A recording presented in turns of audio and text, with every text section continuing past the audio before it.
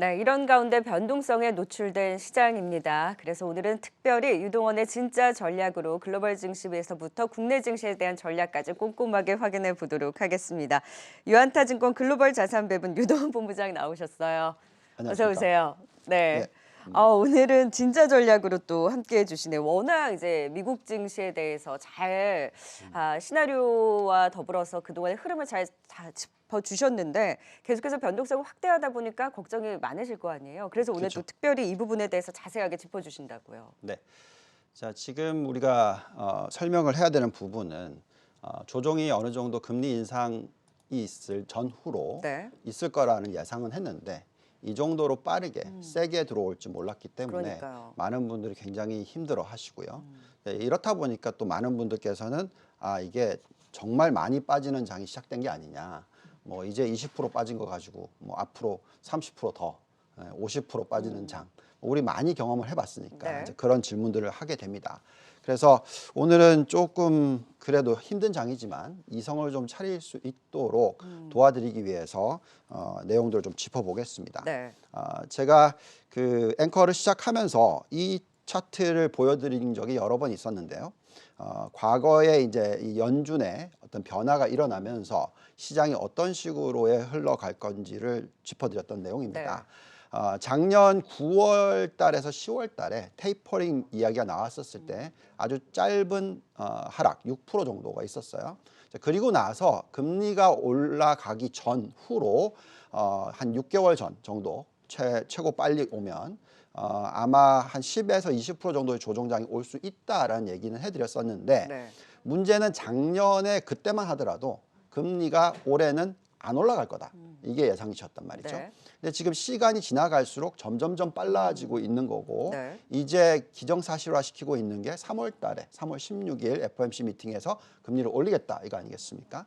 자, 그래서 어떻게 보면은 이 조정이 빨리 온 거고 근데 이제 빨리 오다 보니까 속도가 빠르다 보니까 이게 계속 조정이 올 거냐 이렇게 이제 걱정들을 하시는 것 같아요. 네. 그렇지만 우리가 이 도표에도 계속 보여드린 내용이지만 아마도 그 이후에는 실적 장세가 이어질 거다라는 것이고요. 이제 그 구간이 얼마가 될지 제가 생각할 땐 최소한 한 2년 정도는 더 이어질 수 있지 않을까라는 생각을 가지고 있습니다. 네. 자, 그러면 얼마나 지금 빠졌는지 한번 볼까요? 한번 보면은 지금 고점 대비해서 다우존스가 10% 이상 빠졌고요. S&P가 12.4% 빠졌고 나스닥은 나스닥. 19.2% 네. 그리고 중소형주는 어제 또 좀 더 빠져가지고 거의 한 22% 정도 빠졌습니다. 자, 이렇게 빠지다 보니까 이제 이게 더 빠지는 게 아니냐 이런 걱정들을 하시는데 자, 그렇다면 우리가 얼마나 이 시장들이 빠졌는지 금리 인상할 때 네. 과거에 1970년부터 여태까지 8번이나 있었거든요. 그리고 파웰 의장이 어제 했던 이 기자회견을 보시면 계속 이번은 지난번하고는 틀리다. 맞아요. 지난번하고는 틀려요. 그만큼 경기가 좋고 인플레이션이 더 높기 때문에 금리 인상하는 속도가 빨라져야 된다. 이거는 맞는데 중요한 것은 나머지 7번은 네.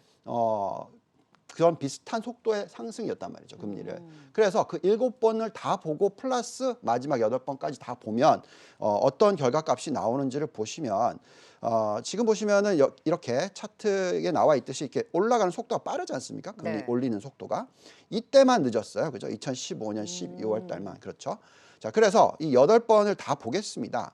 S&P 500을 보시면은 이 8번의 하락이 일어났었을 때 어느 정도의 평균적으로 하락을 했냐면 12.8% 정도를 하락을 했고요. 네. 하락 기간은 한 5개월 정도였어요. 이 금리 인상을 앞두고 빠진 건가요? 어떨 때는 앞두고 빠지고요. 네. 어떨 때는 뒤에 빠지는데 그 이유는 그 전에 얼마나 올랐느냐에 따라서 많이 오르면은 그 전에 네, 이제 빠진 빠지고 거군요. 덜 오르면 그 후에 빠지고 이런 식입니다. 네, 어쨌든 중요한 것은 여기에 나와 있는 이 하락폭 12.8% 네. 그리고 5개월이죠. 그럼 S&P는 지금 얼마나 걸렸냐면 이 빠지는 게 한 달이에요. 그러니까 아직 4개월 정도 남아 있을 수가 있는 거죠. 그럼 네. 계산해 보면 FOMC 미팅이 3월 16일에 있고 그다음에 6월 달에 또 있지 않습니까? 그때까지도 변동성이 이어질 수는 있다. 네. 근데 중요한 것은 아까 12.4% 빠졌으니까 네. 평균적으로는 12.8% 빠졌으니까 이제 가격 조정은 거의 이제 마무리다. 마무리가 됐네요. 근데 이제 지금 시간이 필요하다라는 거고요. 그다음에 좀 기대를 좀 드릴 수 있는 부분은 그 이후가 보통 20개월 동안에 거의 50% 가까이 상승을 했다. 네. 그러면 2년 정도 또 다시 상승하는 구간이 찾아온다라는 것이고 그게 이제 실적이 중요하다는 부분이 되겠습니다. 자, 나스닥 같은 경우에는 더 빠르고 세게 부러지고 그리고 나서 다시 또 세게 올립니다. 16.7% 평균 빠졌었는데 3개월 정도 조정 기간. 그러니까 나스닥의 고점은 작년 11월이었어요. 벌써 2달이 됐죠. 그러면 이제 한 달 정도 남았다. 그러면 3월 16일 FOMC 미팅 정도면 거의 이제 조정이 끝나는 게 아닌가 생각이 드는 거고요. 또 그 이후에 26개월 동안 90% 정도 상승했다라는 것이 중요한 내용일 것 같습니다. 그래서 평균적으로 어쨌든 다시 보면 결국 조정은 있을 거라고 예상을 했고 그게 금리 인상 전후로 올 거라고 예상을 했고 그 폭이 지금 거의 많이 일어났고 네. 그 이후를 좀 생각하자.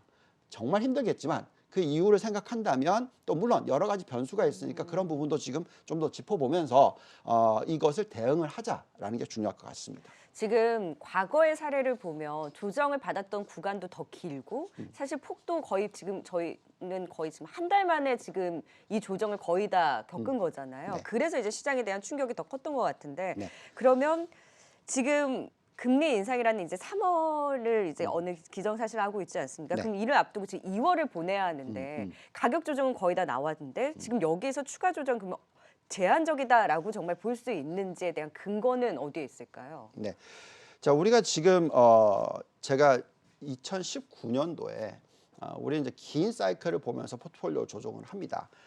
그래서 2019년 4, 4분기에 어떤 리포트를 썼었냐면 네. 붐 버스트 사이클이 나온다라는 그런 이제 리포트를 썼었어요. 그래서 그 붐 버스트 사이클에는 보통 어떤 추세들이 쭉 일어나냐면 기본적으로 금리를 막 내리고 부양책을 쓰고 그래서 경기가 활성화되고 네. 이게 이제 붐 사이클이죠. 근데 이제 버스트 사이클로 접어들기 전에 어떤 현상들이 나타나냐면 임금이 상승을 해요. 그리고 또 경제 참여율이 굉장히 높아지고 또 계속 이렇게 인플레이션이 높게 나오는 숫자가 나오고 또 원자재 가격이 급등을 하고 네. 그러다 보니까 이제 미 연준이 금리를 올리기 시작하는 모습이 나오는데 이제 그때부터 하락장이 시작되는 게 아니라 네. 금리를 거의 다 올리고 나서 적어도 금리가 기업들의 부담스러운 정도의 금리 수준이 올라가고 나면 그게 이제 ROE 자기 자본 이익을 떨어뜨리게 만들거든요. 네. 그래서 그런 부분들을 보면서 이제 판단을 해야 되는데 그때는 이런 현상들이 일어납니다. 어떤 현상이 일어나냐면 이 장단기 금리 차가 지금 많이 축소되고 있잖아요. 좀 정말 빠르게 축소되면서 네. 마이너스로 전환이 되고요. 또 금이나 은 같은 가격이 급등을 하는 모습이 나오고 또 어제 약간 달러가 급등을 했죠. 이제 네. 그런 모습이 나오는데 이 정도 급등이 아니라 막 100을 뚫고 올라가고 105, 110 이런 식으로. 그러니까 이렇게 굉장히 세게 나오는 때가 이제 부러지는 장이 네. 나온다고 말씀을 드리겠고 그렇다면은 이제 저희는 어떤 식의 얘기를 하고 있냐면 이 추세적 주기라는 걸 얘기를 해요. 네. 이걸 보고 있으면 참 허황된 얘기를 하는 거 아니냐 뭐 이런 생각을 하실 수가 있는데 우리가 포트폴리오를 구성을 하고 장기적인 투자를 만드는 사람들의 입장에서는 과거 미국 시장을 볼 때 추세적 주기라는 걸 봅니다. 그러니까 여기 보시면 추세적 주기가 보통 이게 짧게 끝나지 않아요. 네. 그러니까 바닥부터 고점까지 보통 평균적으로 한 18년 정도, 좀 길면 19년. 굉장히 짧았었을 때가 대공황이 일어났던 때가 굉장히 빠르게 8년 동안 급등을 했었던 때입니다. 그래서 이것을 보고 있으면 이제 여기서 중요한 데이터가 뭐냐면 첫 번째 사이클에는 136% 올랐고 두 번째 사이클에는 251%가 올랐고 세 번째 사이클에는 531%가 올랐고 네 번째 사이클은 1350% 올랐어요. 그러니까 계속 올라가죠, 이게. 네. 그런데 지금 현재 얼마나 올랐냐면 한 13년 진행형인데 560% 올랐습니다. 근데 이게 떨어지고 아직까지 이만큼 오르지 않았잖아요. 1450%. 그러면 왜 그럴까 생각을 좀 해봐야 되는데 우리는 이제 어떤 것들을 보냐면 결국은 기업 실적을 봅니다. 그래서 과거에 이렇게 이제 상승폭이 높아졌던 이유를 보면은 여기에 나와 있듯이 우리는 뭘 보냐면 항상 제가 좋아하는 게 이제 ROE, 자기 자본 이익률과 그다음에 미국의 10년 국채 금리 이 두 개의 차이를 봐요. 근데 그 차이가 높으면 높을수록 고점이 형성되는 게 PBR로 계산했을 때 높아집니다. 네. 그래서 첫 번째 사이클에는 이 갭이라는 게 이 ROE 빼기 10년 국채 금리가 3%밖에 안 되니까 2.9%밖에 안 되니까 고점 PBR은 2배 형성이 됐어요. 두 번째는 많이 높아졌죠. 네. 7.6%. 그랬더니 3.4배 형성됐어요. 네. 그다음에 세 번째는 줄었죠. 그랬더니 또 떨어졌죠. 2배 형성이 됐어요. 그리고 마지막에 2000년 닷컴 버블이 끝났었을 때는 거의 뭐 11%까지 확대됐잖아요. 그러니까 500까지 올라가는 거죠. 자, 그러면 만약에 아까 560%밖에 안 오르고 끝났다라고 얘기하려면 이 갭이 11.2%보다 낮아야 되겠죠. 네. 근데 지금 어떻게 되고 있냐? 19%란 말이죠. 높아졌죠. 더 네. 높아졌어요. 네. 그러니까 현재의 지금 S&P 500의 ROE, 자기자본 이익률이 과거 사이클보다 더 높아졌고 네. 금리는 더 낮고 그렇다면 이 고점이 형성이 됐다고 하기에는 너무 빠르다라는 거죠. 물론 이게 이 추세적 주기라는 것이 지금 아까 13년 됐다고 얘기했잖아요. 네. 지금 18년까지 가면 앞으로 5년 장이 남았겠죠. 물론 그렇게 될지는 모릅니다. 근데 빨리 오려면 더 많이 올라야 된다는 거죠. 그래서 항상 이게 속도와 상승폭이 같이 연결이 네. 되니까 지금 현재 봤었을 때 펀드멘탈만 놓고 보면은 우리가 고점을 논하기엔 너무 빠르기 때문에 이번에 이 조정은 어떻게 보면 단기적인 조정일 수 있다라는 네. 부분을 말씀을 드린 거죠. 그러니까 과열 후 급락, 지금 대세 하락 쪽으로 가는 그 시그널까지 나오지 않았고, 그리고 이제 추세적인 시기를 봤을 때도 여전히 그 고점을 조금 더 높일 수 있는 시기가 남아 있다라는 측면을 짚어주셨는데, 그러면 결국에는 실적적인 측면에서 ROE가 빠르게 떨어지거나, 아니면 금리 올리는 폭이 어느 정도 이제 잡혀 있었는데 이것이 금리가 더 오르게 되거나, 그렇게 되면 이제 시장이 좀 부러지는 시그널이 나올 수 있는 거네요. 네, 그래서 정확하게 짚어주셨습니다. 네네. 그님께서 지금 결국은 이제 그러면 우리는 뭘 봐야 되냐? 네. 이 ROE가 지금 21.6%인데 이게 막 깨져 내려가면 어떡하냐?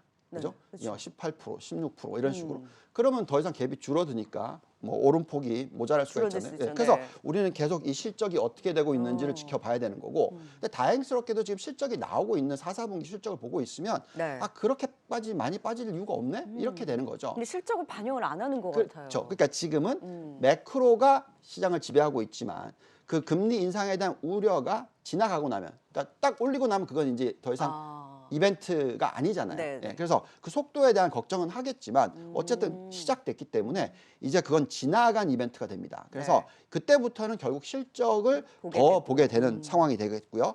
그래서 지금 현재 실적을 한번 보시면 어떻게 나오냐면 컨센서스가 지금 나오고 있어요. 근데 어쨌든 이 순이익이 예상치보다 좋게 나오고 있고요. 네. 근데 제가 주목하는 건 뭐냐면 매출입니다.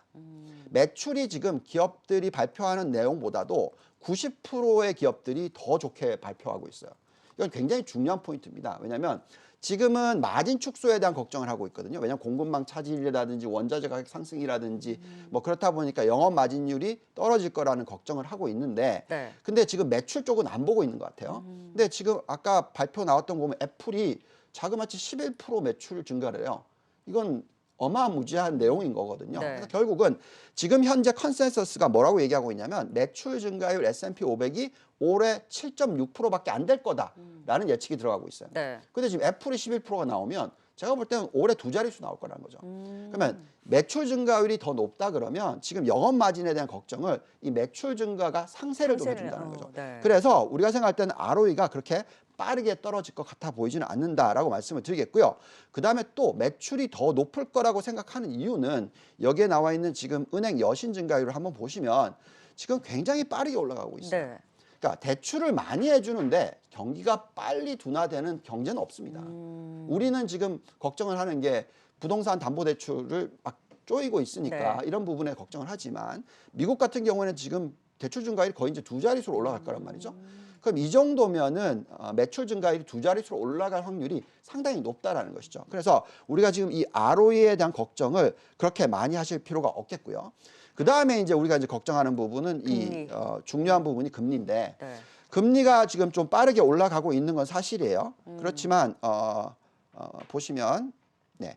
1.8%까지 올라갔었죠. 10년 국채 금리가 저희가 지금 굉장히 중요하다 생각하는데 여기서 이제 많은 분들이 관심을 가지고 걱정을 하는 부분이 그 다음인 이 2년짜리예요. 네. 그러니까 이게 많이 올라가 버리면 장기 금리는 덜 올라가는데 단기 금리가 올라가면 이게 축소가 되죠. 이 축소가 되면 은행권의 예대 마진이 축소가 돼요. 그럼 은행은 대출을 해주고 싶겠어요? 안 해주죠. 그렇죠. 지금은 대출 증가율이 올라가는데 이게 갑자기 급격하게 떨어져 버리면 이게 경기가 확 둔화될 수 있잖아요. 그렇죠. 그래서 이 부분을 지켜봐야 되는데 근데 이제 중요한 것은 0.6% 정도면 네. 대출을 줄이지는 않아요. 은행권에서. 여전히 마진이 있기 때문에. 그래서 오히려 더 금액을 늘릴 수도 있어요. 왜냐하면 베이스를 키워야 되니까. 그래서 저희가 생각할 때 아직까지는 그런 걱정은 하지 않고 있다고 말씀을 드리겠고요. 네. 지금 0.65 정도 됩니다. 10년 빼기 2년이. 네. 이게 이제 완전히 마진이 생기기 시작하면 그때는 정말 전 걱정을 할 것 같아요. 근데 지금 현재 시점에서는 그렇게 보이지는 않고 네. 그렇다면은 현재까지는 아직까지는 말씀드린 대로 ROE도 그렇고 네. 그다음에 금리도 그렇고 부러지는 장이 나오는 시그널은 아직 안 나오고 있다라고 말씀을 드리겠습니다. 그럼 국내 증시도 이렇게 똑같이 분석을 할 수 있나요? 국내 증시도 보면은 우리가 이제 상승 여력이 얼마나 있는지를 보는데 우리가 이제 최악의 시나리오를 가지고 미국 시장도 보고 국내 시장도 봐요. 네. 근데 미국 시장을 보면은 우리가 최악의 시나리오를 반영을 했었을 때 뭐 추가로 한 5.8%? 뭐 나스닥 같은 경우에는 마이너스 2.2% 정도 빠질 수 있다. 최고로 보면 똑같은 엑서사이즈를 한국 시장을 좀 해봤어요. 가격 조정은 거의 다 마무리가 됐네요. 그렇죠. 사실 뉴욕 미국은 증시는. 거의 됐어요. 근데 이제 타이밍이 올라가는 기간적인, 타이밍이 네. 한 달 내지 4개월 정도 남아 있다는 거고 네. 그럼 이게 올라가면 한국 증시도 올라가겠죠. 근데 만약에 최악의 시나리오를 봤는데 한국 증시가 너무 비싸다 아직도. 그러면 못 올라가겠죠. 네. 근데 다행스럽게도 우리가 보는 밸류에이션을 보시면 지금 우리나라의 PBR은 0.9배입니다. PER은 이제 10배가 깨질 거예요. 그다음에 ROE는 9%가 넘습니다. 이익 증가율이 올해 11%, 내년에 6% 이런 숫자가 나와요. 그래서 최악의 시나리오를 좀 반영하고 계산해 봤더니 이렇게 나오더라고요. 어떤 숫자를 저희가 집어넣은 거냐면 그만큼 이제 ROE가 9%로 떨어진다. 실적이 좀 안 좋게 나온다. 네. 뭐 그다음에 이제 10년 국채 금리가 지금 2.5에서 3%까지 올라간다. 또는 리스크 프리미엄이 우리나라가 굉장히 안 좋을 땐 7%까지 갑니다. 그걸 반영을 시켜서 계산했더니 코스피 같은 경우에는 얼마가 나오냐면 2,700포인트 나와요. 지금 벌써 예, 더 깼죠. 더 늦겠죠. 네. 네. 그리고 코스닥은 869 또 깼어요. 더 늦겠죠. 예, 그렇다라는 것은 이미 가격 조정도 한국 증시도 거의 많이 일어났다. 그러면 이제 되돌리려면 미국 증시가 도와줘야 되는데 네. 미국 증시가 길면 기간적인, 4개월 네. 또는 한 달 정도 남았다. 아. 그러면 그렇다 하더라도 이 정도면 최악의 시나리오를 반영한 주가라면 지금부터는 저가 분할 매수를 들어가도 한국 네. 증시에 있어서는 충분히 괜찮다. 그래서 제가 한국 증시에 대해서는 올해 상저하고라고 얘기했거든요. 네. 그래서 지금 상저가 나오고 있는 구간에서 이 가격대면은 충분히 관심을 가지실 필요는 네. 있다라고 말씀드리겠습니다. 그럼 짧게 좀 포트폴리오 구성은 지금 이럴 때 어떻게 해야 될까요? 네. 자, 포트폴리오를 보시면은요. 지금 여전히 그래도 성장주 중심으로 네. 실적이 나오는. 여전히 그렇습니다. 왜냐하면 실적이 워낙 좋기 때문에. 근데 네. 성장주 중에서도 ROE가 나오는 그래서 반도체와 IT 업종 중에서 ROE가 높은 네. 그다음에 또 바이오 헬스케어 중에서 또 ROE가 높은 그다음에 신재생 에너지 전기차도 마찬가지로 이익을 창출해내는 쪽이고요. 그다음에 이제 우리가 가치주로 봤었을 때는 이제 산업재라든지 네. 석유 에너지 관련 쪽, 그다음에 원자재, 소비재, 금융 이렇게 다 들어가는데 이 부분은 한 30% 정도. 근데 이제 또 가치주 중에서도 중요한 거는 성장을 겸비하는 가치주들 그렇죠. 이런 쪽으로 들어가시는 것이 중요하다라고 말씀을 드리겠습니다. 네, 포트폴리오 전략까지 세워주셨습니다. 이제 또 진짜 전략으로 함께 해주신다고요? 네, 제가 이제 앵커를 지난 한 5개월 정도까지 5개월 했는데 네네. 이걸 내려놓고 네. 네, 이제부터는 매주 월요일 날 진짜 전략으로 찾아뵙도록 하겠습니다. 네, 진짜 전략 지금까지 유동원 본부장과 함께 또 도움 말씀 들어봤습니다. 말씀 잘 들었습니다. 감사합니다.